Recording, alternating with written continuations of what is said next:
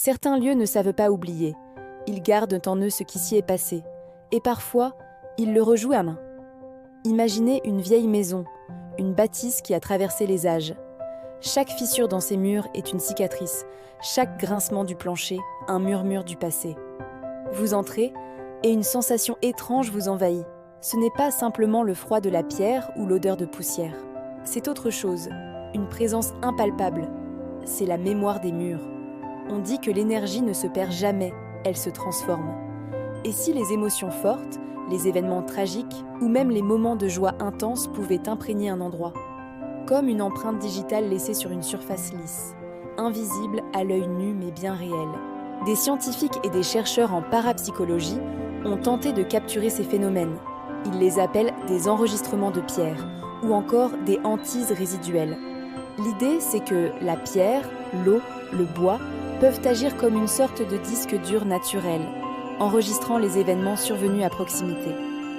Pensez à ce vieil escalier en colimaçon, au cœur d'un manoir abandonné. On raconte une histoire à son sujet, l'histoire d'une chute, il y a bien longtemps. Un accident ou peut-être pas. Depuis, les visiteurs qui osent s'y aventurer ressentent un vertige soudain, une force qui semble les pousser vers le vide.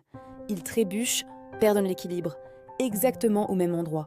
Est-ce une simple coïncidence ?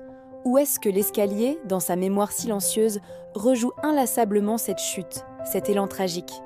Le corps a dévalé ses marches une fois, et l'escalier garde cet élan pour l'éternité. Ce phénomène ne se limite pas aux chutes.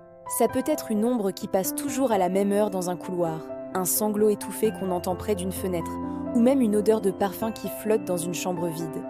Ce ne sont pas des fantômes intelligents qui cherchent à communiquer. Non, c'est plus comme un film qui se projette en boucle, une boucle temporelle dont le lieu est le seul spectateur permanent. Alors, la prochaine fois que vous visiterez un château, un champ de bataille ou même une vieille maison de famille, soyez attentifs, tendez l'oreille.